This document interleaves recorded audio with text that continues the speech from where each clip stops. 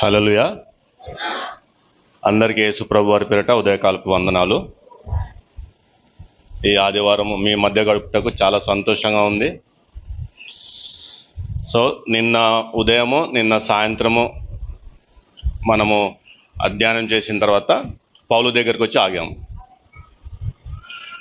ఏం అధ్యయనం చేశారనేది అన్నగారు చెప్పినట్లు మీరు విన్నవారిని అడిగి తెలుసుకోండి. సరే సరే ఈరోజు 2 కొరింథీయులకు రాసిన పత్రిక 5వ అధ్యాయము 18-19 వచనాలు చూద్దాం.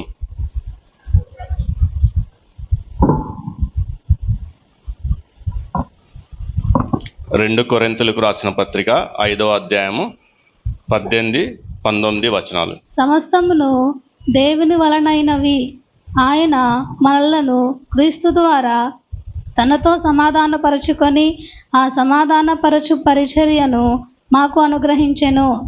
అదేమనగా దేవుడు వారి అపరాధములను వారి మీద మోపక క్రీస్తునందు లోకమును తనతో సమాధానపరచుకొనుచు ఆ సమాధాన వాక్యమును మాకు అప్పగించెను.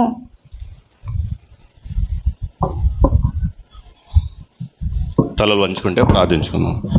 పరలోకన్న మా తండ్రి, ప్రేమగల నాయన, కృపాసత్య సంపన్నుడా, చాలిగల దైవమా, ఉదయకాలమందు ప్రభా ఈ లేఖన భాగం మేము ధ్యానించుచుండగా ప్రభా మాతో మాట్లాడమని అయ్యా, మా హృదయం తెరిచి నీ వాక్యంను స్వీకరించి ప్రభా నీ వాక్య ప్రకారం ప్రభా మేము నేర్చుకొని దాన్ని ఆచరించటకు సహాయం చేయమని అయ్యా, మా కొరకే తిరిగి రాబోచున్నాం మా ప్రియుడగు నజరుడైన యేసయ్య దివ్యనామమున అడిగి వేడుకొంచున్నాం తండ్రి, ఆమెన్.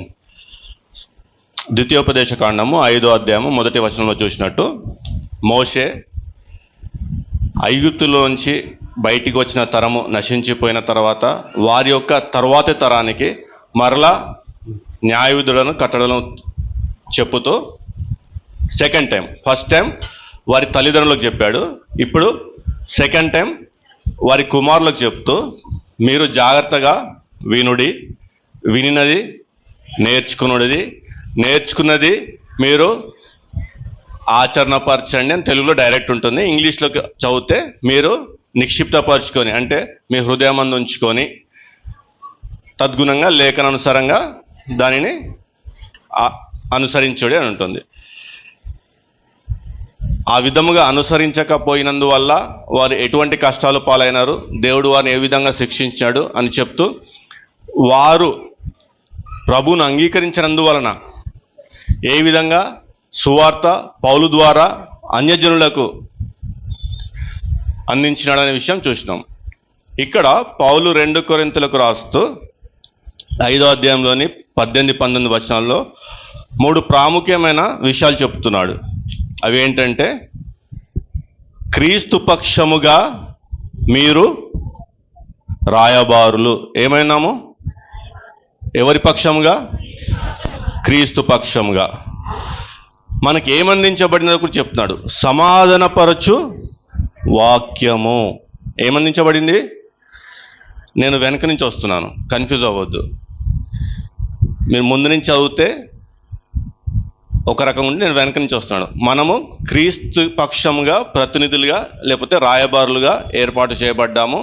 ఆ ఏర్పాటు చేయబడ్డ మనకు సమాధానపరచు వాక్యమును అనుగ్రహించబడినది. సమాధానపరచు పరిచర్య మనకు అనుగ్రహించబడినది.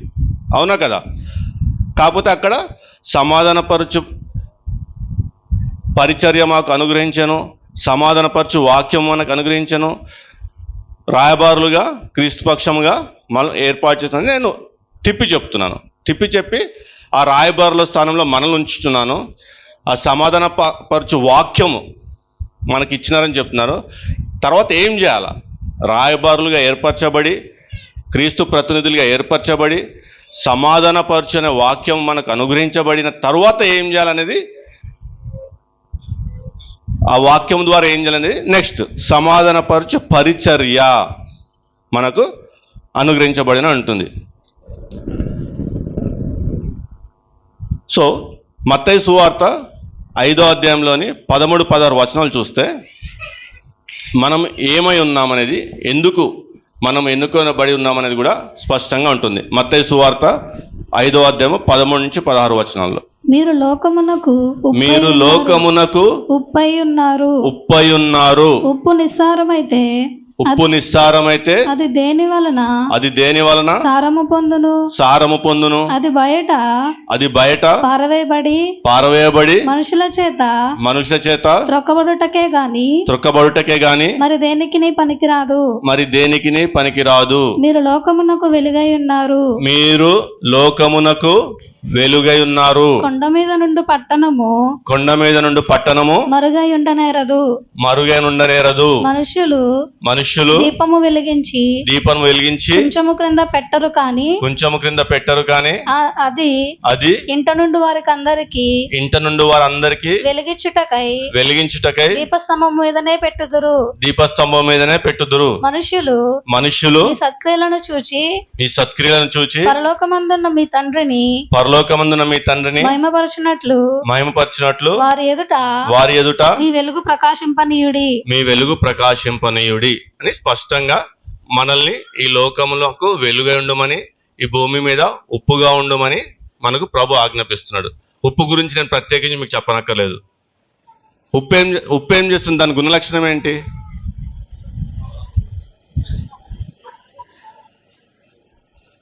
దాని గుణలక్షణం చెప్పండి, మీరు చెప్పండి. సిస్టర్స్ అందరూ వంటలు చేస్తారు కాబట్టి వాళ్ళు రుచి గురించి మాట్లాడుతున్నారు. మీరు చెప్పండి, ఉప్పు దేనికి ఉపయోగిస్తారు మీరు? ఇప్పుడు మీరు చేపలను ఎగుమతి చేసేటప్పుడు ఐస్తో పాటు ఉప్పు కూడా, ఎందుకంటే చెడిపోకుండా ఉండటానికి. ఈ సమాజంలో మనల్ని ఉప్పుగా ఉండమంటున్నాడంటే ఉంటున్న ఈ సమాజము చెడిపోకుండా కాపాడాల్సిన బాధ్యత మనకు అప్పగించబడింది.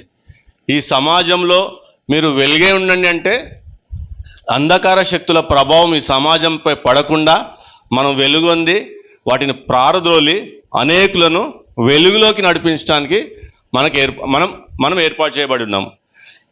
దేని ద్వారా, ఏ విధంగా, ఏంటంటే క్రీస్తు యొక్క ప్రతినిధుల ద్వారా, అనుగ్రహించబడిన ఆ సమాధానపరచు వాక్యము ద్వారా. రెండు వచ్చిన తర్వాత మనము ఆ సమాధానపరచు పరిచర్య ద్వారా వెలుగొందాలా, ఉప్పుగా నుండాలా. ఇది ఇలా చెప్తూ ముందుకు వెళ్తున్నప్పుడు కొలస్సీ పత్రిక 4వ అధ్యాయం 5-6 వచనాల్లో కూడా ఉప్పు గురించి పౌలు ప్రస్తావించడం చూస్తాము. ఫిలిప్పీ పత్రిక 2వ అధ్యాయము 15-16 వచనంలో వెలుగును గురించి ప్రస్తావించడం చూస్తాము. చదువుతారమ్మా, ఫాస్ట్గా తీయాలా. కొలస్సీ పత్రిక 4వ అధ్యాయము 5-6 వచనాలు. సమయము పోనీయక సద్వినియోగము చేసుకొనుచు సంగమునకు వెలుపటి వారి యెడల కంటిన్యూ జ్ఞానము కలిగి నడుచుకొనుడి. ప్రతి మనుష్యునికి ఎలాగ ఉత్తరం ఇయ్యవలెనో అది మీరు తెలుసుకొనుటకై మీ సంభాషణ ఉప్పు వేసినట్లు ఎల్లప్పుడును రుచిగలదిగాను కృపాసహితముగాను ఉండనీయుడి.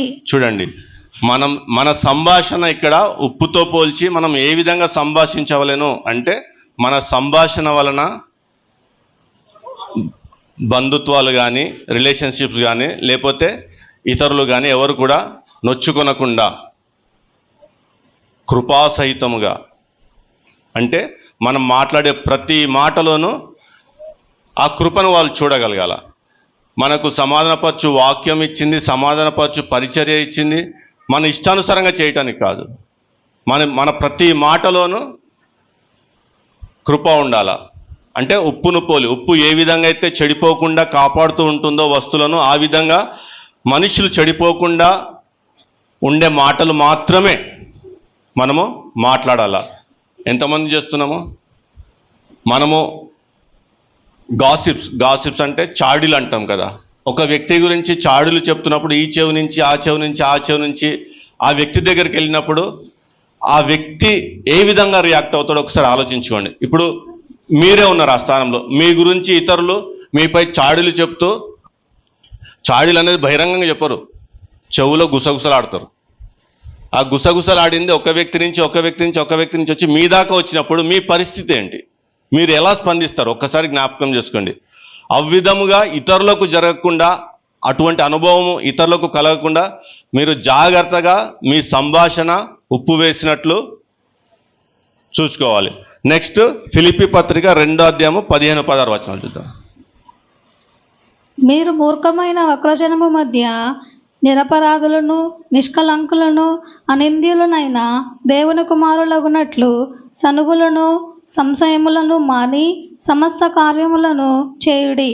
అట్టి జనము మధ్యను మీరు జీవవాక్యమును చేతపట్టుకొని లోకమందు జ్యోతుల వలె కనబడుచున్నారు. అట్టి జనుల మధ్య మనకు అనుగ్రహించబడిన సమాధానపరచు జీవవాక్యమును చేతపట్టుకొని లోకమందు జ్యోతుల వలె కనబడుచున్నారు. జ్యోతుల వలె కనబడుచున్నారు. ఎంతటి ప్రాముఖ్య స్థానం ఇస్తున్నారు చూస్తున్నారా? ఎన్నుకోబడ్డాము, ప్రార్థించుకుంటాము అంటే సరిపోదు. అంటే నాకు అనుగ్రహించబడిన ఆ రక్షణ అనేది నా వరకే, ఇంకా తర్వాత నేను అటు నుంచి అందులోనే ఉంటూ ఇంకా దేవుడు నేను అని తీర్మానించుకొని మన చుట్టూ ఉన్న సమాజాన్ని మర్చిపోయి అక్కడితోనే ఆగిపోతుంటే కుదరదు. మీకు మేలైన బాధ్యత అప్పగించబడింది. మిమ్మల్ని క్రీస్తు ప్రతినిధులుగా ఏర్పాటు చేసుకున్నాడు. మీకు జీవవాక్యమును అనుగ్రహించినాడు. మీకు ఆ జీవవాక్యము ద్వారా సమాధానపరచు పరిచర్య చేయు ఆజ్ఞను కూడా ఇచ్చి ఉన్నాడు. లేకపోతే ఓన్లీ సంఘ కాపరికి అంటారా? ఇక్కడ అందరి గురించి మాట్లాడుతున్నారా? లేకపోతే అందరి బాధ్యతగా మాట్లాడుతున్నారా?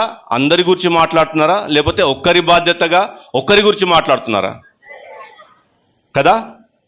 మరి అందరము సంఘ కాపరి యొక్క బాధ్యతని పక్కకు తప్పుకున్నామా? లేక సంఘ కాపరితో పాటు మాకు కూడా అనుగ్రహించబడిన భాగ్యము, బాధ్యత అని చెప్పేసి ఆయనతో పాటు ఆయన వెనుక ఆయన అడుగులో అడుగు వేస్తూ కలిసి సంఘంగా ఈ బాధ్యత నెరవేరుస్తున్నామా?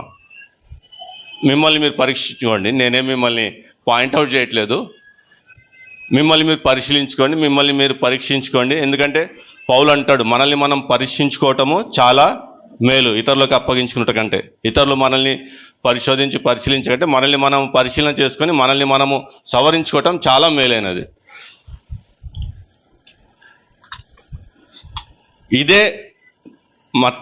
ఇదే విధంగా మత్తయి సువార్తలో చివరి అధ్యాయంలో 28వ అధ్యాయంలోని 18-19 వచనాల్లో ప్రభు వెళ్ళి టీచ్ టు ద నేషన్స్ అని ఆజ్ఞయిస్తున్న విషయం చూసాం మనం.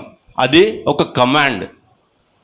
అది ఒక సజెషన్ కాదు, ఒక అడ్వైస్ కాదు, ఒక సలహా కాదు. అది ఒక ఆజ్ఞ, కమాండ్. చదువుతారా మత్తయి సువార్త 28వ అధ్యాయంలోని 18-19 వచనాలు? అయితే యేసు వారి యొద్దకు వచ్చి, పరలోకమందును భూమి మీదను నాకు సర్వాధికారము ఇవ్వబడి ఉన్నది. కాబట్టి మీరు వెళ్ళి సమస్త జనులను శిష్యులుగా చేయుడి. తండ్రి యొక్కయు కుమారుని యొక్కయు పరిశుద్ధాత్మ యొక్కయు నామములోనికి వారికి బాప్తిస్మం ఇచ్చుచు, నేను మీకు ఏ ఏ సంగతులను ఆజ్ఞాపించి తినో వాటినన్నిటినీ గైకొనవలెనని వారికి బోధించుడి. చూడండి, ఇది ఒక ఆజ్ఞ రూపకంలో ఇస్తున్న ఆజ్ఞ. అది సలహా ఇవ్వట్లేదు, లేదా బ్రతిమాలట్లేదు, లేదా ఇది చెయ్యండి అని మాత్రం చెప్పట్లేదు. ఇది ఒక ఆజ్ఞ. ఇక్కడ మనము పౌలు రాస్తున్న విషయం చూసినప్పుడు మనల్ని అక్కడ అపోస్తులకు ఇస్తున్న ఆజ్ఞ అయితే ఇక్కడ విశ్వాసులనే ఏం చేస్తున్నాడు? క్రీస్తు ప్రతినిధులుగా ఏర్పాటు చేస్తున్నారు, క్రీస్తు రాయబారులుగా ఏర్పాటు చేస్తున్నారు. ఎందుకని? లోకంలోకి వెళ్ళి క్రీస్తు పక్షముగా, క్రీస్తు ప్రతినిధిగా ఉండి ఆయన మాటలేంటివి? సమాధానపరచు వాక్యము. ఆయన వాక్యము, ఆ వాక్యం ద్వారా లోకములో సమాధానపరచు పరిచర్య చేయాలి. ఎందుకంటే ఇక్కడ మొట్టమొదటిగా పరిచర్య ఎవరు చేశారో అదే కొరింథీ పత్రికలో అదే వచనాల్లో మొట్టమొదటిగా పరిచర్య ఎవరు చేశారు? 2 కొరింథీయులకు రాసిన 5వ అధ్యాయంలోని 18-19 వచనాల్లో ఎవరు చేసినారా పరిచర్య మొట్టమొదటిగా? మీరు చూడండి, దేవుడు క్రీస్తునందుండి ఆ పరిచర్య చేస్తున్నట్టు చూస్తున్నాము. దేవుడు క్రీస్తును, అలాగే ఉందా వాక్యము? నేను వేరేగా చెప్తున్నానా? ఆయన మనకు మాదిరికరంగా ఉండి మొట్టమొదటిగా ఆయన అది చేసిన తర్వాత ఆ పరిచర్యను మనకు అప్పగిస్తున్నాడు. ఆ సమాధానపరచు వాక్యమును మనకు అప్పగిస్తున్నాడు. అధికారం ఇచ్చి, మామూలుగా అప్పగించట్లేదు, అధికారం ఇచ్చి. ఏమి అధికారము? మీరు క్రీస్తు రాయబారులు, మీరు క్రీస్తు ప్రతినిధులు. అంటే ఒక అధికారం ఇచ్చి, ఇచ్చిన వెంటనే ఒట్టి అధికారం ఇచ్చి వెళ్ళని చెప్పట్లేదు, వాక్యం ఇస్తున్నాడు. ఏ విధంగా, దేని ద్వారా ఇస్తూ పని అప్పగిస్తున్నాడు. అంటే ఈరోజు నేను ఇక్కడ వాక్య పరిచర్య చేస్తున్నా అంటే నాకు అధికారం ఉంది కాబట్టే చేస్తున్నాను. నాకు ఆయన అధికారపూర్వకంగా ఆయన వాక్యం అనుగ్రహించి ఈ సమాధానపరచు వాక్యమును అందరికీ అందే విధంగా, అందరికీ చేరే విధంగా చేయమన్న ఆజ్ఞను బట్టే చేస్తున్నాను. ఎందుకంటే మత్తయి సువార్తలో 5వ అధ్యాయంలో 9వ వచనంలో స్పష్టంగా ఉంటుంది. ఏమంటుందంటే, సమాధానపరచువారు, వాక్యం చెప్పగానే రిఫరెన్స్ ఇవ్వగానే వాక్యం చెప్పేస్తున్నారు. సమాధానపరచువారు వారు దేవుని కుమారులను పడుదురు. అంటే ఎవరెవరైతే ఈ ప్రతినిధులుగా ఉండి ఈ సమాధానపరచు వాక్యం చేతబట్టుకొని ఈ సమాధానపరచు పరిచర్య చేస్తున్నారో వారందరూ కూడా దేవుని కుమారులు, కుమార్తెలు. అందరిని కలిపి చెప్దాం. మళ్ళీ కుమారులు అంటే మేము లేమా అని క్వశ్చన్ రాకుండా అందరిది ఇది. ఎవరెవరు చేస్తారో వారందరికీ కుమారులు, కుమార్తెలు అని ఉన్నారు. ఇప్పుడు మనము భారతదేశానికి వద్దాం. ఎందుకంటే మనం ఈ దేశ పౌరులము. ఈ దేశంలో మనల్ని ఇప్పుడు ఈ కాలంలో తెలిసి తెలియని తనముతో లేకపోతే అజ్ఞానంతో నిండుకొని విదేశీ మతమనో విదేశీయుల మతమని, విదేశీయుల దేవుడు అని చెప్పేసి తెలిసి తెలియని అజ్ఞానంతో ఒక ప్రచారం చేస్తున్నారు. కానీ దేవుడు అనేవాడు ఒక్కడే ఉంటాడు. దేశానికి ఒక దేవుడు ఉండడు. అవునా కదా? ఏ దేవుడైనా కానివ్వండి, ఒకవేళ ఆ దేవుడు అనే అక్కడ పెట్టాలంటే ఆ దేవుడు అనేవాడు అందరికీ దేవుడే ఉంటాడు, కొందరికి కాదు. ఆ దేవుడు అనేవాడు అందరికీ తనతో రిలేషన్షిప్ మెయింటైన్ చేయడానికి అవకాశం ఇస్తాడు. ఏ విధంగా అయితే ఇక్కడ తానే స్వయంగా క్రీస్తునందుంది మనల్ని సమాధానపరుచుకున్నాడో, క్రీస్తునందుండి క్రీస్తుని బలియాగంగా అర్పించి మనల్ని సమాధానపరుచుకున్నారు. క్రీస్తు యొక్క రక్తము ద్వారా, క్రీస్తు యొక్క శిలువ మరణము ద్వారా తనతో మన బంధాన్ని సమాధానపరచుకోవటం అంటే ఇక్కడ పాడైపోయిన బంధము, చెడిపోయిన బంధము, లేకపోతే వేరుపడిన బంధాన్ని తిరిగి కలుపుకోవటం, సమాధానపరచుకోవటం స్వయంగా చేస్తూ అందరి కోసం ఇస్తున్న అవకాశంగా చూస్తున్నాం. తాను చేసినది అందరినీ చేయాలని చెప్తున్న విషయాలు చూస్తున్నాం. కానీ మన దేశంలో పరిస్థితి ఏంటంటే కొందరికే దేవుడు, అందులోనూ ఒక్క వర్గం వారికే ఆయన అన్ని హక్కులు ఇచ్చినాడు. ఆయన ప్రతినిధులుగా ఉండటానికి ఎప్పుడైతే మోషే వెళ్ళి ఫరోని నా ప్రజలను పంపించండి, మా యెహోవా ఆజ్ఞ, మా యెహోవా చెప్పినంటే యెహోవా ఎవడు అని మోషే ఎంత గర్వంగా పలికినాడు చూసాం నిన్న. ఫరో ఎంత గర్వంగా పలికినాడు చూసినాం. ఎందుకు పలికినాడు ఫరో? అక్కడ ఆ కల్చర్లో, ఆ సంస్కృతిలో ఫరోయే దేవుడి ప్రతినిధి, ఫరోయే దేవుని కుమారుడు. ప్రజలను పాలించుటకు దేవుని ద్వారా ఏర్పాటు చేయబడిన ప్రతినిధి ఆ ఫరో, దేవుని ద్వారా నియమింపబడిన దేవుని కుమారుడు ఫరో. ఇది వారి యొక్క నమ్మకం. అటువంటి విధానమే మన భారతదేశ సంస్కృతిలో కూడా మనము చూస్తున్నాము. ఈ సమయంలో దేవుని ఆజ్ఞను అందుకొని, దేవుని పిలుపుని అందుకొని, దేవుని యొక్క ప్రతినిధులుగా దేవుని యొక్క సమాధానపరచు ఆ వాక్యము చేతబట్టుకొని ఆ సమాధానపరచు పరిచర్య చేయటానికి మిషనరీల రూపంలో అంధకారంలో ఉన్న ఈ దేశంలో వెలుగై ప్రకాశించి వెలుగు నింపటానికి మిషనరీలు వచ్చినారా లేదా? ఇదేమన్నా మీకు ఐడియా ఉందా?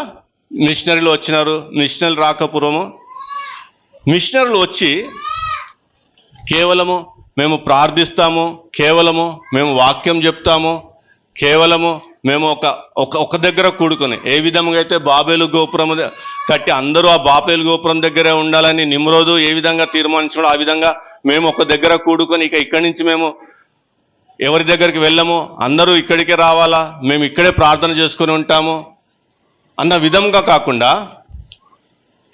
ఇక్కడ నిల్చొద్దాం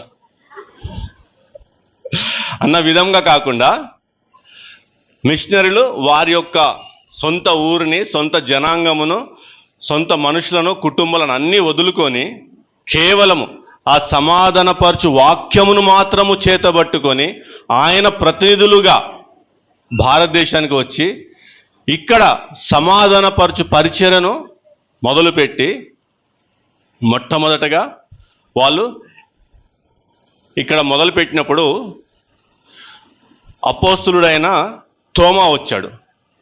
క్రీస్తు శకము 52వ సంవత్సరంలో ఈ దేశంలో ఇక్కడ పరిచర్య చేయటకు, ఇక్కడ జనాంగముకు పరిచర్య చేయటకు, ఇక్కడ ఆ సమాధానపరచని వాక్యం అందించడానికి మొట్టమొదటగా ఆయన వచ్చినాక ఆయన ఒక సమూహం దగ్గరికి వెళ్ళాడు. ఆయన ఒక సమూహం దగ్గరికి వెళ్ళి వాళ్లకు ఈ వాక్యమును బోధించటము, ఈ వాక్యం వాళ్ళకు నేర్పించడము, వారిని రక్షణకు నడిపించడం అన్నీ చేసినారు. వాళ్ళు తోమా ద్వారా వాక్యం విన్నారు, వాక్యం నేర్చుకున్నారు. కానీ వాక్యం వారి హృదయంలో నిక్షిప్తము చేసుకుని వాక్యానుసారంగా మాత్రము నడవలేదు. ఇప్పటికీ కేరళ ప్రాంతంలోకి వెళ్తే వారి సంఘము వారిదే, ఆ సంఘంలోకి ఎవరిని రానియరు. ఆ సమూహానికి చెందిన వాళ్ళే ఆ సంఘంలో. ఇప్పటికీ కేరళలో కొన్ని ప్రాంతాల్లో బలారాధనలో చూస్తే ఎంత దుఃఖకరమైన పరిస్థితి అంటే, అందులో 2 భాగాలు ఉంటాయి.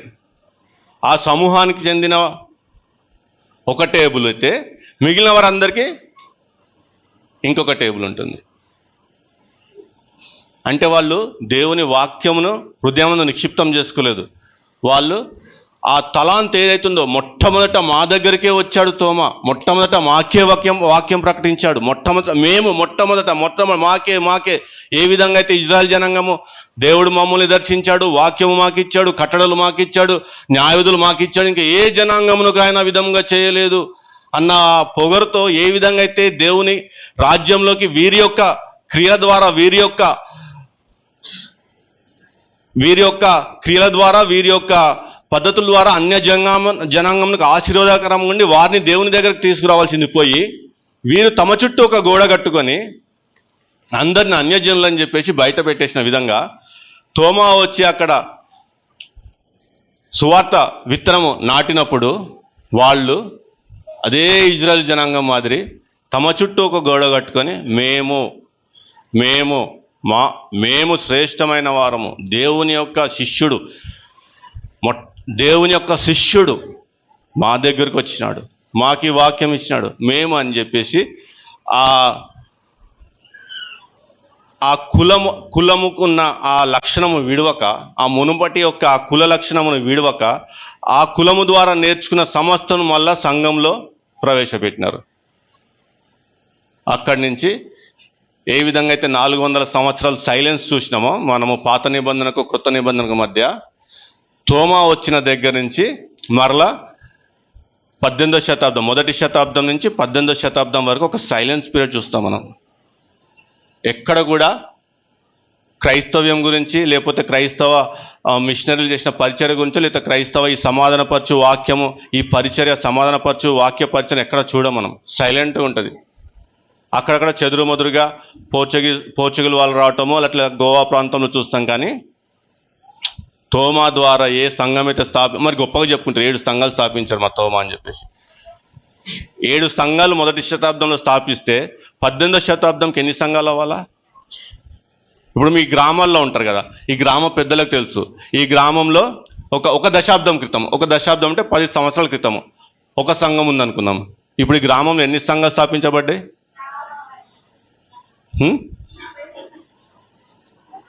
మరి మొదటి శతాబ్దంలో 7 సంఘాలు స్థాపించబడితే తోమా ద్వారా 18వ శతాబ్దంకి వచ్చరికి ఎన్ని సంఘాలు అవ్వాలా? కానీ ఎక్కడ కూడా వాక్యమే లేదు. అంత అంధకారం.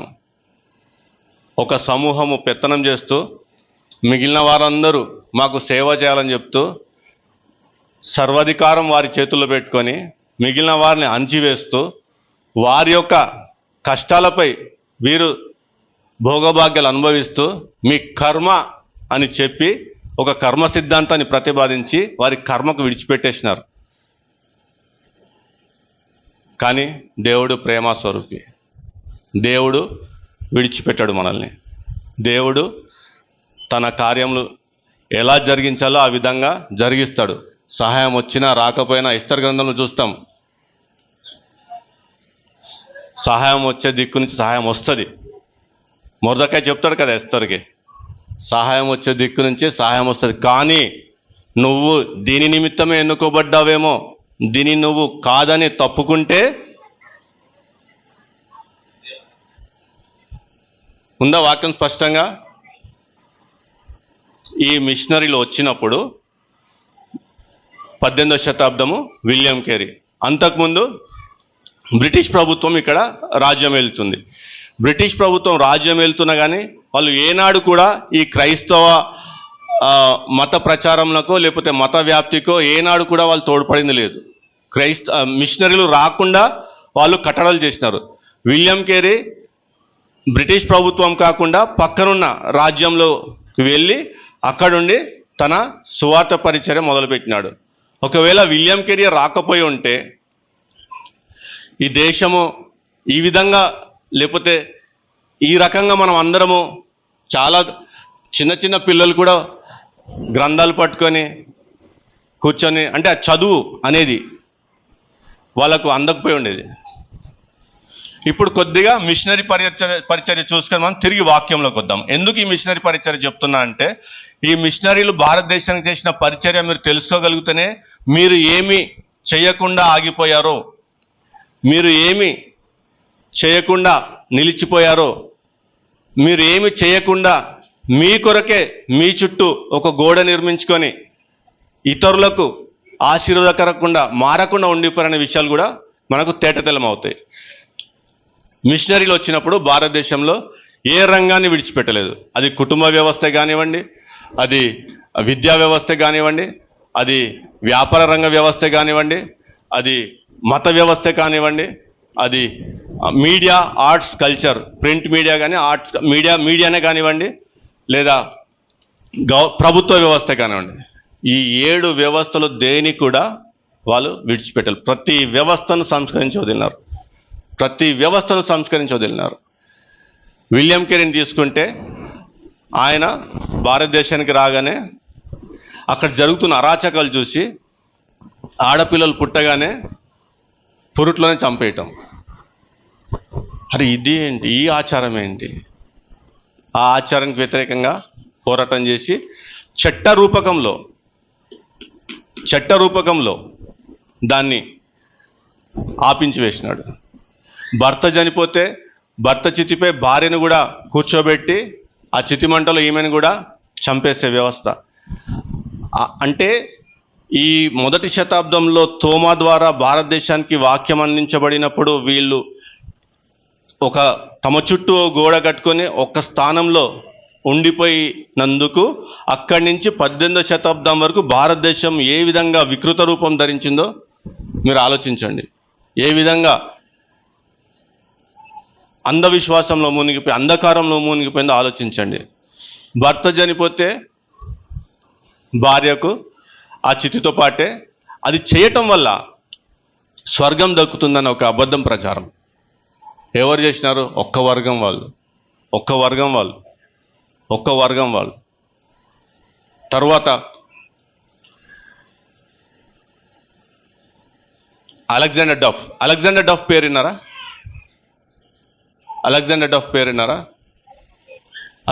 డఫ్ అనే ఒక మిషనరీ, ఆయన విద్యను సార్వత్రికం చేయాలి, విద్య అందరికీ అందుబాటులోకి రావాలి, అందరూ విద్యావంతులు అవ్వాలి, విద్య నేర్చుకుంటేనే కానీ, ఇక్కడ ఒక స్వార్థం ఉంది. విద్యను అందరికీ అందుబాటులో తీసుకురావడానికి ఒక స్వార్థం ఉంది. ఏంటి ఆ స్వార్థం అంటే, వ్యక్తి చదువుకోగలిగితే మనం బైబిల్ ఇస్తాము, బైబిల్ చదవగలుగుతాడు. స్వార్థం ఉంది, అది లేకుండా కాదు, స్వార్థం ఉంది. కానీ ఇది నేర్చుకోవటం వల్ల సంపూర్ణంగా మనిషిగా మారుతాడు, ఈ మత మౌఢ్యాల నుంచి, ఈ బంధకాల నుంచి విడుదల నొంది మనిషిగా బ్రతకటం నేర్చుకుంటాడు, క్రీస్తును పోలి జీవించటం నేర్చుకుంటాడు.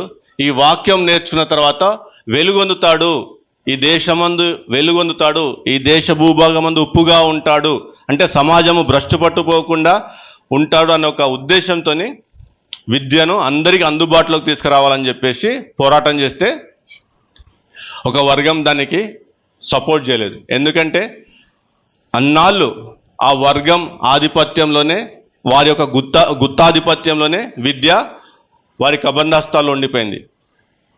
చదువుకుంటే వాళ్ళే చదువుకోవాలా, గ్రంథాలు రాస్తే వాళ్ళే రాయాలా, అవి జ్ఞానం నేర్చుకుంటే వాళ్ళే నేర్చుకోవాలా, మిగిలిన వాళ్ళంతా కూడా వాళ్ళకు వెట్టి చాకరీ చేయటానికే. ఇటువంటి వ్యవస్థను బద్దలు కొట్టి విద్యను సార్వత్రికం చేసే విధంగా అలెగ్జాండర్ డఫ్ పోరాటం చేసి బ్రిటిష్ పార్లమెంట్లో వాదోపవాదాలు చేసి చట్టాలు తీసుకొచ్చి విద్యను అందరికీ అందుబాటులోకి వచ్చే విధంగా చేశాడు. అందుకని ఈరోజు మనం విద్యావంతులమై అనేక చోట్ల ఎటువంటి భయం లేకుండా చాలా ధైర్యంగా చదువుకొనొచ్చు, ఇతరులకు చదివించు, అనేకులకు సహాయకరంగా ఉంటున్నాం. ఎందుకు? ఆ రోజు ఆ మిషనరీలు తమ ప్రాంతం విడిచి తమ జనాంగం విడిచిపెట్టి భారతదేశంకి వచ్చి ఇక్కడ ఉన్న పరిస్థితులను చూసి ఇది వాక్యానుసారంగా లేదు, వాళ్ళ కులమానం ఏంటి, జాగ్రత్తగా ఉండండి, వాళ్ళ కులమానం ఏంటి, వాక్యము, ఇది వాక్యానుసారంగా లేదు. విలియం కెరికైన కులమానము వాక్యము. ప్రతి ఒక్కరు మనిషే, ప్రతి ఒక్కరు దేవుని స్వరూపమందు చేయబడ్డవారే. ఈ విధంగా నిర్దయతో హత్య చేయటం అనేది వాక్యానుసారం కాదు. చంటి బిడ్డలు పుట్టిన వెంటనే తీసుకెళ్ళి మొసళ్ళకు ఆహారంగా వేసేయటము, లేకపోతే ఏది ఆడపిల్ల అన్న ఒక కేవలం ఆడపిల్ల అన్న ఒక ఆ గుర్తింపు బట్టి, ఆ ఒక జెండర్ డిస్క్రిమినేషన్ బట్టి ఆమెను ఆ రోజుల పిల్ల, ఒక రోజు 2 రోజు తీసుకెళ్ళి చంపేయటము. అలాగే భర్త చనిపోతే భార్య ఆ చితిమంటల ద్వారా ఆమె కూడా భర్తతో పాటు అక్కడ మనిస్తే ఇద్దరు కలిసి స్వర్గానికి పోతారంట. ఇదంతా కూడా వాక్య విరుద్ధం. ఆమె కార్మికల్ పేరున్నారు ఎప్పుడన్నా? నన్ను క్షమించాలా, మీరు విన్నారా అని అడుగు, నేను చెప్పేయటం బెస్ట్. కాకపోతే ఒక ఆశ, విన్నారా, వింటే చాలా సంతోషం అని చెప్పేసి. ఈవిడ తమిళనాడు ప్రాంతంలో పరిచర్య చేయడానికి వచ్చింది. ఈమె తమిళనాడు ప్రాంతంలో పరిచర్య చేయడానికి వచ్చినప్పుడు అక్కడ ఆడపిల్లల స్థితి చూసి చలించిపోయింది. ఏంటి అంటే అప్పుడున్న ఆ సాంప్రదాయం ప్రకారం, లేకపోతే ఇప్పుడు ఎవరైతే మా మతము గొప్పది, మా మతమే ఈ దేశ మతము, మా మతమే ఈ మా దేవుడే ఈ దేశానికి దేవుడు అని ప్రచారం చేసుకుంటున్నారో, వాళ్ళు ఏం చేసేవాళ్ళంటే ఆడపిల్లల్ని టెంపుల్ ప్రాస్టిట్యూషన్కి వాడేవాళ్ళు. దాన్ని దేవదాసి వ్యవస్థ అని చెప్పేసి చాలా అందంగా పిలుచుకుంటారు. టెంపుల్ ప్రాస్టిట్యూషన్కి వాడేవాళ్ళు చిన్నపిల్లలని దేవునికి భార్యగా చేసేసి, దేవుని భార్య అని చెప్పేసి ఆమెని ఆ ప్రాస్టిట్యూషన్, ఆ పడుపు వృత్తికి వాడేవాళ్ళు. ఈమె చూసి చలించిపోయింది. ఇదేంటి, ఇది వాక్య విరుద్ధం కదా, ఇది ఎక్కడి సంస్కృతి, దేవుడు ఈ విధంగా చేయలేదు కదా, దేవుడు ఈ విధంగా చెప్పలేదు కదా. ఆ పోరాటం చేసి ఆ ఆచారాన్ని రూపుమాపటానికి చట్టాల రూపకంలో తీసుకొచ్చి ఆ ఆచారాన్ని రూపుమాపి ఆడపిల్లలకు ఆశీర్వాదకరంగా మారింది. మరి ఈ వ్యవస్థ, ఈ దేవదాసి వ్యవస్థలో ఏమన్నా వారింటి స్త్రీలు వస్తారంటే ఉండరు. వారింటి స్త్రీలు ఉండరు. ఎవరైతే అణచివేయబడుతున్నారో ఆ ఇంటి స్త్రీలను మాత్రము అందులోకి తీసుకొస్తారు, ఆ వృత్తిలోకి తీసుకొస్తారు. ఇంకొక దురాచారం ఏముండేదంటే, ఐడా స్కడ్డర్ అనే ఒక స్త్రీ, ఆమె భారతదేశానికి వచ్చి ఆ ప్రాంతంలో ఉన్నప్పుడు ఆ ఊర్లో రాత్రిపూట 3 సంఘటనలు జరుగుతాయి. ఒకటే రోజు ఒకటే రాత్రి 3 స్త్రీలు ఆ డెలివరీ టైంలో ఆ సదుపాయాలు లేక డాక్టర్ విజిట్ చేసి, అంటే అప్పుడు ఆచారం ఏంటంటే డాక్టర్లు ఎవరు కూడా స్త్రీని ఆ ఇంట్లో స్త్రీలను చూడటానికి వీల్లేదు. ఆ కట్టుబాట్ల మధ్యలో వాళ్ళు కనలేక, అంటే డెలివరీ టైంలో ఆ నొప్పులను భరించలేక, లేకపోతే టైంకి ఆ సహాయం అందకపోగా వాళ్ళు మరణిస్తారు. ఒకటే రోజు ముగ్గురు స్త్రీలు మరణిస్తారు. ఆమె ఇంటి ముందు నుంచి ఇట్లా శవాలు వెళ్తుంటే ఏం జరిగింది, ఎందుకు ఇట్లా ఒకటే రోజు ఇంతమంది ఎట్లా మరణించారంటే ఆమెకు అప్పుడు తెలుసుకున్న విషయం ఏంటంటే స్త్రీలను డాక్టర్లు ఎవరు అంటే పురుష డాక్టర్లు ఎవరు కూడా చూడటానికి వీల్లేదు, అటువంటి కట్టుబాట్లు. ఆమె హృదయం చలించిపోయి తన స్వగ్రామానికి తిరిగి వెళ్ళి తన దేశానికి తిరిగి వెళ్ళి అక్కడ ఆ డాక్టర్ విద్యని అభ్యసించి తిరిగి వచ్చి భారతదేశంలో ఒక కాలేజ్ స్థాపించి ఆ కాలేజ్ ద్వారా స్త్రీ వైద్యులను, స్త్రీ నర్సులను ఆమె ట్రైనింగ్ ఇచ్చి వాళ్ళకి విద్య బోధించి సమాజానికి అందించింది. ఆ కాలేజ్ పేరు చెప్తారా పోనీ విఎంసి మెడికల్ కాలేజ్ ఏమైనా పేరు విన్నారు? వెల్లూరు మెడికల్ కాలేజ్ ఆమె స్థాపించిన కాలేజ్, అది ఆమె స్థాపించిన కాలేజ్. ఈరోజు ఇంతమంది నర్సింగ్ స్టాఫ్, ఇంతమంది స్త్రీ వైద్యులను చూస్తున్నామంటే ఇప్పుడు ఈ డాక్టర్ స్పెషల్ గైనకాలజిస్ట్ డాక్టర్స్ చూస్తున్నాం కదా, వీళ్ళందరినీ చూడగలుగుతున్నామంటే ఆమె యొక్క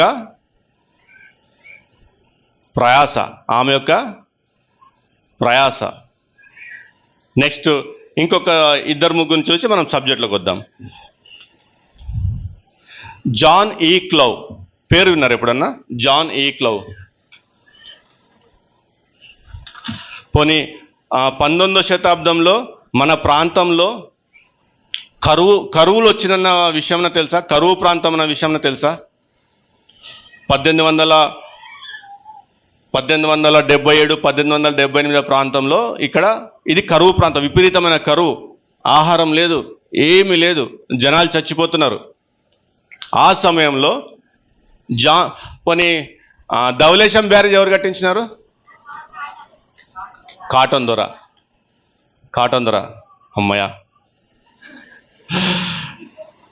కాటన్ దొర గారు ఆ ధవళేశ్వరం బ్రిడ్జ్ కట్టిస్తున్నప్పుడు అటు నుంచి కొద్దిగా మళ్ళీ ఊర్లో కెనాల్స్ కూడా కట్టించారు. బకింగ్హామ్ కెనాల్ ఒక పేరు విన్నారా? Buckingham canal. ఆ కెనాల్ తవ్వటానికి జాన్ ఈ క్లౌ గారు తనకున్న విద్యార్హతలను బట్టి టెండర్ వేసి ఆ కాంట్రాక్ట్ దక్కించుకొని ఆయన ఏం చేసినాడంటే ఈ కరువుతో అల్లాడిపోతున్న ఈ జనాంగమునకు పని ఇచ్చి వేతనం బదులు ఆహారం అందించినాడు. పనికి ఆహార పథకం అనేది ఇప్పుడేదో ప్రభుత్వాలు పెడుతున్న పథకం కాదు ఇది. మన ముందు నడిచిన మిషనరీలు, మన ముందు నడిచిన విశ్వాసులు దాన్ని ఆచరణలో పెట్టి చూపించి ఒక ఉదాహరణగా వాళ్ళు చేసినారు కాబట్టి అక్కడి నుంచి వీళ్ళు అందుకున్న ఈ పనికి ఆహార పథకం. దానివల్ల 9666 మంది దేవుని అంగీకరించినారు. జాన్ ఈ క్లౌ అంటే ఈ తెలుగు రాష్ట్రాల్లో మాదిగ సమూహం అని ఏదైతే అంటామో ఆ సమూహం అంతా కూడా దేవుని తెలుసుకోవటానికి ఆయన కారకుడు. ఎందుకు తెలుసా? ఆయన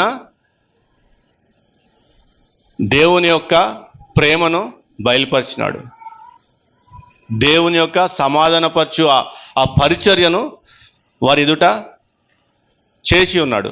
ఆ ప్రేమను చూసి మీరు ఏ దేవుని అయితే మొక్కుతారో ఆ దేవుని మేము ఎట్లా మొక్కాలా, మేము ఎట్లా మీలాగా ఆరాధించాలి అతన్ని అడిగినప్పుడు అతను వాళ్ళకు బాప్తిజం ఇవ్వటము, మళ్ళీ 9666 ఒకటేసారి, మళ్ళీ 3576 మందికి ఒకటేసారి బాప్తిజం ఇవ్వటం జరిగింది. ఆ సమయంలో ఏ వర్గం అయితే సమస్తము తమ ఆధీనంలో పెట్టుకొని గుత్తాధిపత్యం చేస్తుందని చెప్తున్నానో ఆ వర్గం వాళ్ళు వచ్చి జాన్ ఈ క్లౌ గారికి అల్టిమేటం ఇచ్చారు, నువ్వు చేయటానికి వీల్లేదు అని. జాన్ ఈ క్లౌ గారు సందిగ్ధంలో పడి ప్రార్థించుకున్న సమయంలో అతనికి వచ్చిన వచనం ఏంటంటే 1 కొరింథీయులకు రాసిన పత్రిక 1వ అధ్యాయంలోని 27వ వచనం. 1 కొరింథీయులకు రాసిన పత్రిక 1వ అధ్యాయంలోని 27వ వచనం.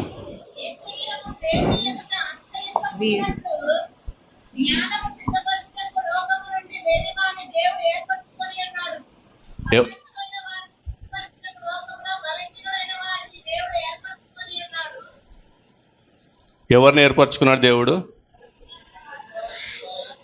మీరు ఒకసారి సిస్టర్ ఒకసారి గట్టిగా చదవండి. దానిలో ఏ వంశము వారైనను అనేకులు పిలువబడలేదు గాని ఏ శరీరయు దేవుని ఎదుట అతిశయింపకుండునట్లు ఏ శరీరయు దేవుని ఎదుట అతిశయింపబడకుండునట్లు జ్ఞానులను సిగ్గుపరచుటకు లోకములో నుండు వెర్రివారిని దేవుడు ఏర్పరచుకొని ఉన్నాడు. బలవంతులైన వారిని సిగ్గుపరచుటకు లోకములో బలహీనులైన వారిని దేవుడు ఏర్పరచుకొని ఉన్నాడు. ఆ వెర్రివాణ్ణి నేను, ఆ బలహీనుని నేను. మీరు ఎవరిని సిగ్గుపరుస్తున్నారు మన ద్వారా? బలవంతులను, ఒక బలమైన వర్గము. ఈ దేశంలో ఎవరిని ఎదగనీయకుండా సమస్తం వారి ఆధీనంలో ఉంచుకున్నప్పుడు ఇటువంటి బలహీనులని, ఇటువంటి వెర్రివారు ఎందుకంటామంటే మొత్తమును విడిచిపెట్టుకొని ఆ పుట్టిన ఊరు, ఇల్లు, ఆ దేశము అన్నీ విడిచిపెట్టుకొని ఇక్కడికి వచ్చి తెలియని జనాంగం మధ్యలో ఆ దేవుని ప్రేమను చాటుటకు, ఆ దేవుని సమాధానపరచు వాక్య పరిచర్య చేయుటకు, ఆ దేవుని వాక్యమును పట్టుకొని వచ్చినప్పుడు వెర్రివాడా కాదా?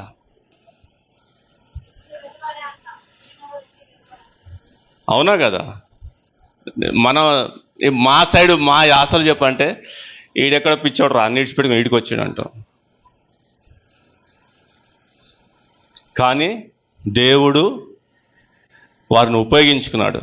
బలవంతులు అతనిపై ఒత్తిడి తీసుకొస్తూ అతన్ని కట్టడి చేయాలన్న ప్రణాళికతో ఉన్నప్పుడు దేవుడు వాక్యము ద్వారా అతనితో మాట్లాడి అతన్ని ఆదరించి అతన్ని బలపరిచి అతని ద్వారా 9,666 మంది ఒకేసారి దేవుణ్ణి అంగీకరించి స్వీకరించి బాప్తిసం పొందుటకు సహాయం చేసినాడు.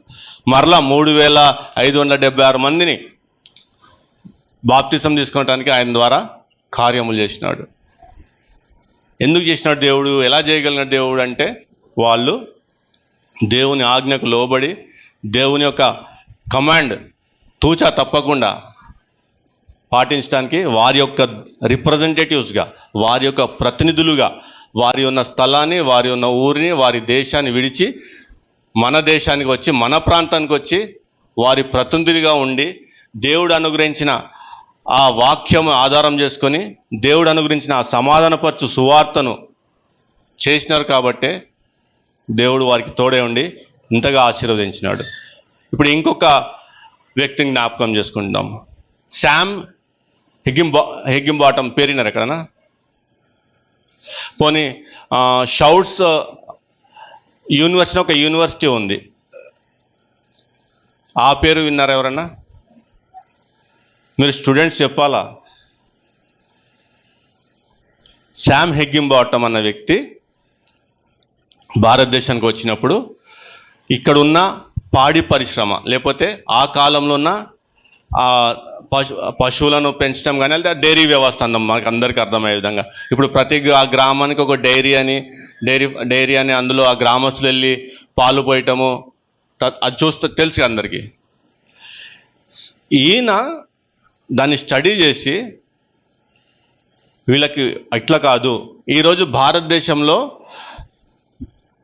మిల్క్ ప్రొడక్షన్లో అగ్రగామిగా, భారతదేశము అగ్రగామిగా నెంబర్ 1 పొజిషన్లో ఉందంటే ఇటువంటి దార్శనికుడు ఆ కాలంలో తనకున్న ఆ దర్శనం బట్టి ట్రైనింగ్ ఇన్స్టిట్యూట్స్ స్థాపించి, ట్రైనింగ్ ఇన్స్టిట్యూట్స్ ఆ కాలంలో ఏ విధంగా ఈ పాడి పరిశ్రమను అభివృద్ధి చేయొచ్చు, ఏ విధంగా ఈ పాలను ఏ విధంగా ఉత్పత్తి చేయొచ్చు, ఎక్కువగా ఏ విధంగా పశువులను ఏ విధంగా చూసుకుంటే ఏ విధంగా వాటికి ఆహార ధాన్యాలు ఇస్తే అవి ఏ విధంగా ఆ పాలను ఎక్కువ మోతాదులో ఇస్తాయి, అటువంటి ఎడ్యుకేషన్ అంతా ఇవ్వటానికి ఒక ఇన్స్టిట్యూట్ని స్థాపించి అక్కడి నుంచి ఇప్పుడు మనము ప్రపంచంలోనే పాల ఉత్పత్తిలో అగ్రగామిగా ఉండగలిగినాం. వేరెవరైనా చేసినారా?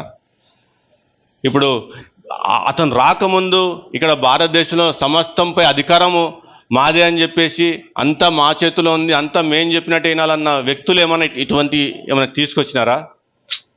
లేదు. ఎంతసేపు ఇతరులను ఎట్లా దొక్కాలా, వాళ్ళని ఎత్తి మీద చేయబట్టి మనం ఎట్లా బతకాలని ఆలోచించినారు. కానీ ఈ దేశాన్ని ఎట్లా అభివృద్ధి పదంలో నడిపించాలా, ఈ దేశ ప్రజలకు ఏం చేస్తే ఈ దేశం అభివృద్ధి పదంలో నడుస్తుంది, ఈ దేశ ప్రజలకు ఏం చేస్తే ఈ దేశం అగ్రగామిగా నిలుస్తుంది ఆలోచన చేయలేదు. కానీ మిషనరీలు వచ్చినారు, ఆలోచన చేసినారు, ముందు వీళ్ళకు చదువు నేర్పించాలా, విద్యాలయాలు స్థాపించినారు, విశ్వవిద్యాలయాలు స్థాపించినారు, టెక్నాలజికల్ ఇన్స్టిట్యూట్ స్థాపించినారు. ఈ శామ్ హిగ్గింబాటమ్ యూనివర్సిటీ ఏంటంటే షౌట్స్, SHUATS. SH అంటే శామ్ హిగ్గింబాటమ్, U అంటే యూనివర్సిటీ, A అంటే అగ్రికల్చరల్, T అంటే టెక్నాలజీ, S అంటే సైన్స్. ఆయన స్థాపించిన యూనివర్సిటీ. ఇవాళ వ్యవసాయ రంగంలో 2వ స్థానంలో ఉన్నామంటే ఆ ఒక మిషనరీ యొక్క దర్శనం. సైన్స్ రంగంలో ముందుకెళ్తున్నామంటే ఆ మిషనరీ యొక్క దర్శనం. అంటే దేశానికి ఏది కావాలా, ఏది నేర్పిస్తే ఈ దేశము ముందుకెళ్తుంది, ఏది నేర్పిస్తే ఈ దేశ ప్రజలు బాగుపడతారు, ఏది నడిపిస్తే ఈ దేశము స్వతంత్రంగా ఉంటుంది అన్న ఆలోచనతోని చేసిన కార్యాలు. భారతదేశంలో మరి అప్పటి వరకు ఉన్న ఆ 18వ శతాబ్దం వరకు ఉన్న పెద్దలు ఎవరి పేర్లు మనకు ఎందుకు వినపడవు? ఇటువంటి వ్యవస్థీకృత సంస్కరణలు చేసినట్టు చూడం మనం. వ్యవస్థీకృత సంస్కరణలు ఎందుకు అంటున్నాం అంటే వాటి ఫలాలు ఈ రోజు వరకు అనుభవిస్తున్నాం మనం. ఆ విద్యాలయం స్థాపించి అతను దేవుని యందు నిద్రించి అతని కాలం, అతని తరము తర్వాత కూడా ఈ రోజు కూడా మనము వాటి ఫలాలు అనుభవిస్తున్నామండి. కాబట్టి వ్యవస్థీకృత సంస్కరణలు చెప్తున్నాను. ఇప్పుడు భారతదేశంలో ఇప్పుడున్న పరిస్థితులకు వద్దాం.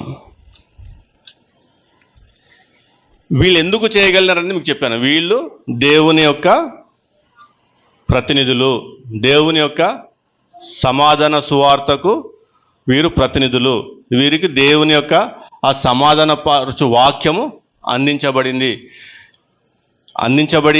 ప్రతినిధులుగా చేయబడినది. ఎందుకు? ఆ సమాధానపరచు వాక్య పరిచర్య చేయటం కోసము అందించబడినది. మనమందరం కూడా దేవుని ప్రతినిధులమే. మీకేమైనా అనుమానాలు ఉంటే, నాకేం తెలుసు, నాకేం తెలియదు, ఆయన నాకంటే మంచిగా మాట్లాడతాడు, నేను ఈ అనుభవం గుండా వెళ్ళిన వాడిని. నా సోదరుడు దేవుని యందు నిద్రించినాడు, కానీ నా సోదరుని చూసి మొట్టమొదటిగా అసూయపడేది నేను. దేవుడు ఏమి తలాంతి ఇచ్చినాడు. నా సోదరుడు మాట్లాడితే ఆ చెవులు అట్లా నిక్కబడుచుకొని ఆయన మాటల వైపే అటెంటివ్గా ఉంటాయి. ఎంతటి వాక్చాతుర్యత ఇచ్చినాడు. అదే సమయంలో వాక్ ప్రత్యక్షత ఇచ్చినాడు. అతను ఎక్కడ కూడా తన వాక్చాతుర్యంతో ప్రజలను మభ్యపెట్టలేదు. వాక్ ప్రత్యక్షత కలిగి ప్రతి మాట దేవుని రాజ్యము, దేవుని రాజ్యము, దేవుని రాజ్యము. ఏ ప్రసంగం విన్నా సరే మీరు దేవుని రాజ్యము, ఆ రాజ్యమునకు మనం ప్రతినిధులుగా ఉండి ఏం చేస్తున్నామన్న ప్రశ్న దగ్గరనే తన ప్రసంగాలన్నీ ఉంటాయి. అసూయపడేవాడిని, దేవుడు ఎంత తలాంతి ఇచ్చినాడు. కానీ అదే సమయంలో గర్వపడేవాడిని. అటువంటి సహవాసం ఇచ్చినాడు దేవుడు, అంటే ఒక సమాజం కోసము స్వార్థపూరితమైన ఆలోచన కాకుండా, తన కోసమైన ఆలోచన కాకుండా, నా సమాజం బాగుండాలా, నా సమాజం అన్ని రంగాల్లో ముందుకెళ్ళాలా, నా సమాజం అభివృద్ధి చెందాలా, నా సమాజం కోసము తటస్థంగా ఉన్న నా జనులను మేల్కొల్పి అన్ని రంగాల్లో పరిగెత్తలాగా చేయాలా, అన్ని రంగాల్లో నా జనాంగం ఉండాలా. ఇదే ఆలోచనతో గడిపేవాడు. ఎక్కడ ప్రసంగం చూసినా దేవుని రాజ్యము, మనము కేవలం ప్రార్థించే వారిగా ఉండకుండా మనకు అప్పగించిన పని మనం చెయ్యాలా, దేవుని రాజ్యం మనము ఇక్కడ కట్టాలన్న ఆలోచనతో ఉండేవాడు. ఎట్లా కట్టగలుగుతాము? మనకు ఫిలిప్పీ పత్రికలో 3వ అధ్యాయంలో 20వ వచనం చూద్దాం ఒకసారి. మన పౌరస్థితి పరలోకమందున్నది, అందులో ఎటువంటి అనుమానం లేదు. కంటిన్యూ. అక్కడ నుండి ప్రభువైన యేసుక్రీస్తు అను రక్షకుని నిమిత్తము కనిపెట్టుకొని ఉన్నాము. మన పౌరస్థితి పరలోకమందున్నది నిశ్చయము, అందులో అనుమానమే లేదు. మనము యేసు ప్రభు కోసము ఏం చేస్తున్నాం, అక్కడ కనిపెట్టుకొని ఉంటున్నాము, అందులో అనుమానమే లేదు. కానీ అది మాత్రమే మీ నుండి దేవుడు ఆశించడం లేదు. దేవుడు ముందుగానే మీ పౌరస్థితిని కన్ఫర్మ్ చేసినాడు, ఎటువంటి అనుమానం లేదు. కానీ మిమ్మల్ని, మీరు ఈ భూలోకమందు ఉండగా ఆయన ప్రతినిధులుగా మిమ్మల్ని ఏర్పాటు చేసినాడు. మీరు ఈ భూలోకమందు ఉండగా ఆయన ప్రతినిధులుగా అన్యుల మధ్యలోకి వెళ్ళి వెలుగొంది అక్కడున్న అంధకారం పారద్రోలి వారికి ఆశీర్వాదకరంగా ఉండాలని చెప్పేసి ఆయన ప్రతినిధులుగా ఎన్నుకున్నాడు. మిమ్మల్ని ఆయన ప్రతినిధులుగా ఎన్నుకొని మీరు ఉప్పు వలె ఉండి ఆ సమాజము భ్రష్టు పట్టిపోకుండా ఉండునట్లు మీరు అక్కడ మీ వంతుగా మీ పాత్రను నిర్వహించాలని అనుకున్నాడు. కానీ మనము నేను ప్రార్థిస్తా చనిపోతే పరలోకం పోతా. దేవుడు ఒరే నాయన పరలోకం నిశ్చయం, ఫిలిప్పీ పత్రికలో రాసి పెట్టినాడు, మీకు పరలోకం నిశ్చయం. దివారాత్రులు దాని గురించి ఆలోచన మానేసి మీకు ఇవ్వబడిన బాధ్యత, మిమ్మల్ని నా ప్రతినిధులుగా ఏర్పాటు చేసుకున్నాను, మీరు వెళ్ళండి, నా ప్రతినిధిగా వెళ్ళండి, సమాధానపరచు, వాక్యం మీకు ఇచ్చిన ఆ వాక్యం ఆధారం చేసుకొని సమాధానపరచు పరిచర్యను మీరు చేయండి ఆ అన్యజనాంగ మధ్య అని చెప్పి ఎంతమంది చేస్తున్నాము? సంఘ కాపరికి ఇడిచిపెట్టేస్తాము. ఏమన్నా మ్యాక్సిమం ఎక్కడ తోడై ఉంటామంటే సంఘ కాపరికి. ఈ సంఘం గురించి మాట్లాడట్లేదు నేను, దయచేసి తప్పుగా అర్థం చేసుకోవద్దు. నేను ఇన్ జనరల్ సార్వత్రికంగా జరుగుతున్న విషయం గురించి మాట్లాడుతున్నాను. సంఘ కాపరికి ఆ భారం ఉంటే ఆయనే ఆ భారాన్ని మోసుకోవాలా, ఆయనే ఆ పరిచర్య చేసుకోవాలా, ఆయనే ఆ సమాధానపరచు, ఆ వాక్యం ద్వారా ఆయనే సమాధానపరచు పరిచయం చేసి ఆయనే ఆత్మలను సంపాదించాలి దేవుని రాజ్యం కోసం. మనం ఏం చేస్తామంటే సంఘస్థులుగా మ్యాక్స్ టు మ్యాక్స్ ఏమన్నా ఖర్చులకు డబ్బులు ఇస్తామేమో, కానీ మనం మాత్రము ఆయనలాగా ప్రయాసపడదామనో, లేకపోతే మనము దేవుడు మనకిచ్చిన ఆ ప్రతినిధత్వం లేకపోతే అధికారం ఉపయోగించుకొని మనము దేవుని కోసము పాటుపడదామన్న ఆలోచన రాదంటే ఆ కంఫర్ట్ జోన్లోంచి బయటికి రాలేకపోతున్నాం. కానీ ఆ కంఫర్ట్ జోన్ నుంచి బయటికి రావాలా, ఎందుకంటే మిమ్మల్ని ప్రత్యేకించి ఏర్పరచుకున్నాడు. ఒకప్పుడు ఇజ్రాయెల్ జనాంగంని ప్రత్యేకించి ఏర్పరచుకున్నాడు. ఆయన కోసం ప్రత్యేకంగా వాళ్ళకే న్యాయ విధులను ఇచ్చినాడు, వాళ్ళకే కట్టడలను ఇచ్చినాడు, వాళ్ళకే తన వాక్యాన్ని ఇచ్చినాడు. వారి ద్వారా ఆశించింది లోకమంతా కూడా వారి ద్వారా దేవుణ్ణి తెలుసుకొని అబ్రహాముకి ఇచ్చిన వాగ్దానం చొప్పున అందరూ ఆశీర్వదించబడాలని చెప్పేసి కోరుకున్నాడు. కానీ వారు అది చేయక తమ చుట్టూ గోడను నిర్మించుకొని అన్యజనులు వాళ్ళకు దేవుని న్యాయ విధులు లేవు, కట్టడలు లేవు, వాళ్ళు సున్నతి లేని వారని చెప్పేసి వాళ్ళని హేళన చేస్తూ దేవునికి దూరంగా వారిని నెట్టేసినారు. కానీ దేవుడు విడిచిపెట్టలేదు, అన్యులను దర్శించినాడు. వాళ్ళ కోసం కూడా శిలువ మరణం పొందిన అన్నాడు, వాళ్ళ కోసం కూడా తన రక్తం కార్చిన అన్నాడు. అన్నీ చేసిన తర్వాత వాళ్ళను కూడా ఏ విధంగా అయితే ఇజ్రాయెల్ జనాంగమును ప్రతినిధులుగా ఏర్పాటు చేసినాడో వీరిని కూడా ఆయన ప్రతినిధులుగా ఏర్పాటు చేస్తూ ఆయన వాక్యమును వారికి ఇచ్చి ఆయన చేసిన విధంగా సమాధానపరచు పరిచర్యను మనం చేయమంటున్నాడు. చేస్తున్నామా మనం? ఆలోచించుకోండి. తలలు వంచుకుంటే చిన్న ప్రార్థన చేసి ముగించేద్దాం.